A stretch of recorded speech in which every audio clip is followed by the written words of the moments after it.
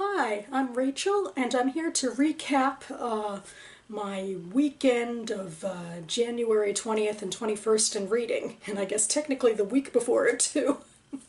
So the first book that I finished this week was The Handmaid's Tale by Margaret Atwood, and the more I think about it, the more I really like this book. I mean, obviously you don't have to believe in the specifics of this government happening, because I don't, but I think there's some truths in it about the ways that conservative religious groups blame society for perceived ills, and the ways in which it's possible for a government takeover to actually happen like this. I mean, it reminded me a bit of the Holocaust. I mean, just because Offred could look back on her life from just a few years before the same way that Jews in the camps could really look back at their lives from a few years before, and how you slowly but surely take away people's rights and ultimately humanity. And also, you know, into the Big Brother is watching culture, the culture of spying, and how you sow distrust amongst people, and you have the black vans always coming to pick people up to never be seen again unless you see their bodies hanging from the wall. I think there's just a lot in here about the types of politics and socioeconomics that we have seen before. Not exactly in this fashion, but in similar ways.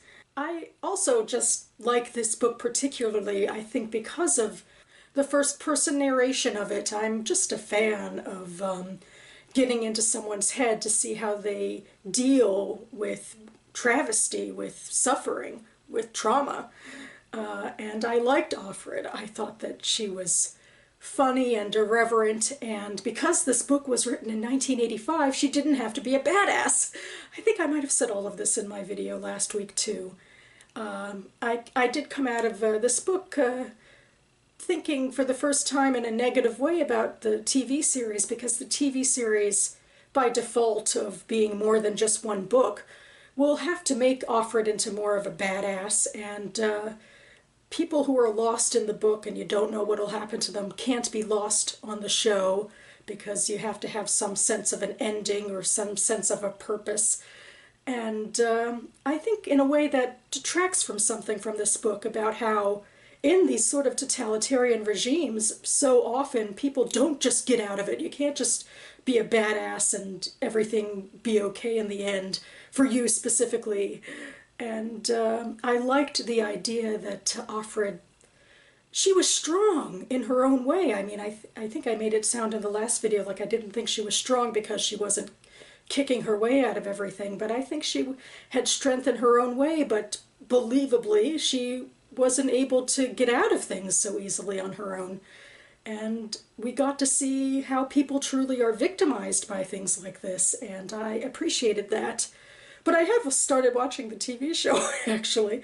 I finally gave in to my impulse to try to watch it, and I'm enjoying it. That's not really the right word for what The Handmaid's Tale is, but it's sort of its own thing and sort of like this, and I think it will have interesting things to say. And that's about it, I guess. You know, of my two Margaret Atwood reads, this one is definitely my favorite, and glad I finally got around to it, and I think it impacted my thoughts about some of my reading later in the week. Well, the next book is BED-STUY is Burning by Brian Platzer, and I wouldn't necessarily say I was thinking a lot about The Handmaid's Tale with this one. I mean, there's some vague similarities about minorities being oppressed, but, you know. This book takes place in the neighborhood of BED-STUY in Brooklyn, and the author, who really lives in the neighborhood, imagines a race riot that takes place around and in the home of a gentrified couple. Like, in the action leading up to the book, a young black unarmed boy was shot by police, and that sets off tensions, and tensions lead to more tensions, and some of the tensions in the neighborhood are about gentrification and about how white people are moving in and changing the socioeconomics of the neighborhood, and fewer black people can afford to live there anymore. So the primary action takes place within the house of this couple, Aaron and Amelia. Aaron is an ex-rabbi who now works on Wall Street, and Amelia is a journalist who is sort of going between entertainment journalism and trying to set herself up in a more serious capacity. And there are other characters, too, of different races who get POV spotlights. And I thought this book was good at showcasing a variety of experiences about how people's lives are affected by this police brutality, by crime, poverty, or by being wealthy and wanting to move up in the world that way as a white couple. And also this couple was Jewish, so we got an intriguing look into assimilated Judaism that's still Jewish. Like, for me, something that fascinated me was Aaron's journey as a rabbi, because he wasn't a God believer, but he wanted to be this community builder of sorts. And I thought, I appreciated that Platzer gave voice to a Judaism bordering on religious Judaism within assimilated Jews. I thought there was also some complexity in the narratives of the black people too. We had some middle-class black people who could afford to live on the block. We had a Jamaican nanny who was going between Christianity and Islam. We had a kid from the projects who her life was defined by a lot of violence. It worked for me, but what didn't work for me, I think, was the confines of the story. I think that Platzer sort of dropped the ball on the genuine issues of this brutality and these tensions between the races, because after all was said and done on this day in the house, he kind of swept the consequences under the rug a little bit. And Aaron also had a little bit of a white saviory moment, which I was like, you know, I just don't see this working. I think that this is unbelievable. It took me out of the story. I particularly wish that he'd done more with Amelia's journey, because he started her off in a good direction, I think, where she was earnest in trying to understand her new neighborhood and trying to understand the lives of black people to an extent, but she was also making a lot of mistakes, and then we see her start to try to get in a little bit more, but then it sort of like fast forwards past any of the pertinent moments, I think, and talks about her getting a book deal, and I guess I'm spoiling a little bit, but I really think that he missed the ball on important things to say in this novel. It was interesting for what it was, and I think it offered a variety of perspectives, but it was like a premise that wasn't fully formed to me, and I'll be interested to see what my book club has to say about this one. I think it's a little different than a lot of stuff that we've read before. Yeah, that's my take on it right now. I'm also continuing to read through Best American Short Stories, as edited by Meg Wolitzer from 2017, and I'm saddened to say I don't think this is my favorite year of the anthology, despite the fact that I really like Meg Wolitzer as an author. Anyway, I actually have been going back to some of the stories I read last week and wondering if maybe I didn't give them a fair enough shake, because the characters have stuck with me. Like Emma Cline wrote a story called Arcadia, and it took place in a rural part of California, and it involved this brother and sister who were sort of eerily close without her banging us on the head with that, like, oh, like, ew, they're incestuous or something. It was just eerie and close, and the sister was married to this young man who was trying to get in with the brother in business, and there was an awkward tension in that relationship. And then Leopoldine Kaur wrote a story called Hog for Sorrow, and it was about a pair of prostitutes who were working in this small brothel of sorts, and one of them had this customer who was, you know, your sort of sleazy misogynist, and meanwhile this woman has a crush on the other woman that she's working with, and it just sort of gets into relationships between people in that way, like the sleazy sexual ones, but also how hard it is to have female friendships. And I guess one of the things I do think about a lot in this story is how frank it is about female sexuality, which is something that I associate a lot with Meg Wolitzer in her own writing. And today I did read two stories, Gabe Dove by Sonia Larson, which was about a Chinese-American woman who seems to be reeling from a relationship with a white man and kind of getting into flings which show how sad or disgusted she is with herself, and then ultimately she ends up dating a man from Burma, and it has a little bit to do with, I guess, preferences in race and dating, but I think it also has to do just with the way that you treat yourself in and around relationships. I mean, her self-esteem or lack thereof was what drew me in a little bit. And then Fiona Maisel wrote Let's Go to the Videotape, which I thought was really intriguing, about a single dad who films his kid riding a bike, and the kid has a humorous-looking accident, which he then sends to America's Funniest Home Videos, and it ends up winning the contest, and that propels him into some like social media fame with, you know, a bunch of mothers and so forth, and I guess other people too. And Maisel wrote in her author contribution that she wanted to discuss like the impact of social media on adults, but I kind of thought that was a little off the mark. I thought that what the story really went into was the impact of celebrity and how that impacts parenting and social media fame, and it took a little turn at the end of the story that I found a little unbelievable. I don't know, in my last tag video there was a question about an ending of a story that ruined it for you, and maybe it was this one. I really liked the beginning, and I rather wish that she had kept the focus on celebrity and maybe took it in the direction of exploring the fleetingness of that celebrity.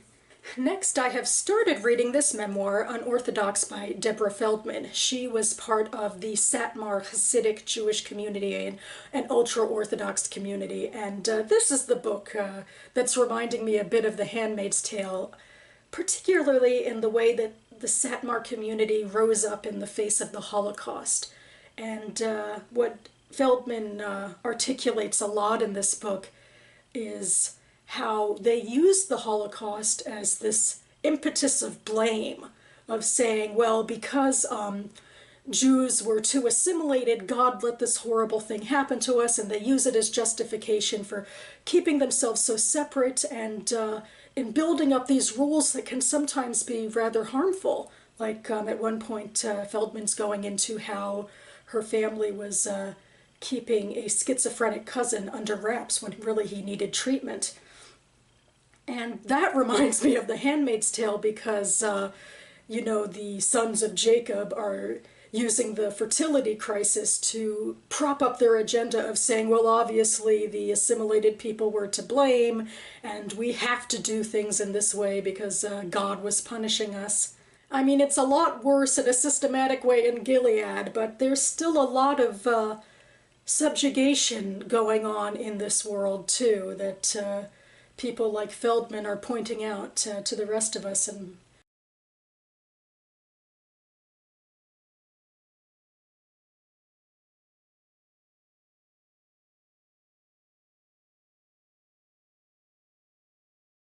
but there's a lot more to this book too. I guess some of the things I'm drawn to is how literary of a person she is, which I think is her first way out of the community, I guess, by reading those forbidden English books.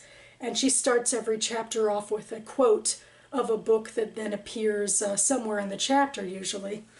I think the parts of this story that really shine are the specific parts that are less about the monolithic community, especially the one that they want to portray to the world, the Satmar community wants to portray to the world. But when she goes into the personalities of her father, of her mother, of her grandparents, aunts and uncles, and sometimes you see the cruelty, but sometimes you see the loving sides and basically the humanity of these people that live a very different life. And I personally don't agree with a lot of their choices, but I think that she comes from a place of genuine spirit and of love for her family, at least from what I've read from the first few chapters.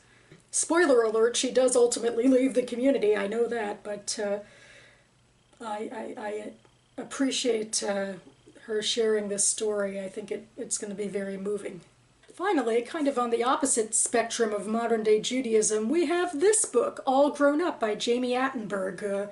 This book has been very popular ever since it came out about a year ago, and I don't think many people even mention her Judaism, the main character's Judaism, but it is part of her cultural identity. I think I read, probably on the Jewish Book Council site, that it's the sort of assimilated Judaism where it's like a part of her identity, but it's not her whole identity. Anyway, I'll read from the flap to say what this is about. Who is Andrea Byrne? When her therapist asks that question, Andrea knows the right things to say. She's a designer, a friend, a daughter, a sister. But it's what she leaves unsaid. She's alone, a drinker, a former artist, a shrieker in bed, captain of a sinking ship that is her flesh, that feels the most true. Everyone around her seems to have an entirely different idea of what it means to be an adult. Her best friend Indigo is getting married. Her brother, who miraculously seems unscathed by their shared tumultuous childhood, and her sister-in-law are having a hoped-for baby. And her friend Matthew continues to wholly devote himself to making dark paintings at the cost of being flat broke. But when Andrea's niece finally arrives, born with a heartbreaking ailment, the Byrne family is forced to re-examine what really matters. Will this drive them together or tear them apart? Told in gut-wrenchingly honest, mordantly comic vignettes, All Grown Up is a breathtaking display of Jami Attenberg's power as a storyteller, a whip-smart examination of one woman's life lived entirely on her own terms. So yeah, the part of this book I know that reminds me the most of myself is being a woman past her 20s, to put it that way, who lives alone and is unmarried, which actually wasn't at all in that blurb, but it's what I've heard about this book. So I hope to be starting this soon. This is another one of the books on my Jewish-themed books published in 2017 read list. So that about covers it for me. I'm in a weird place this week. As many of you might know, the U.S. government is shut down, and as a federal contractor, that means I'm out of a job for the foreseeable future. I'm at the whims of a congressional back and forth whatever's going on. I'm not sure if this means I'll be making a lot more booktube videos, but I will be around to watch them and hopefully get some reading done and whittle away my unpaid hours of oh, this is not fun. It's a little bit anxious to be out of work in this way, but I'm at the whims of something beyond my control here, at least in this specific instance. So, moving forward as I can. I hope that all of you have a fruitful week ahead. Thanks so much for watching, and I'll see you next time.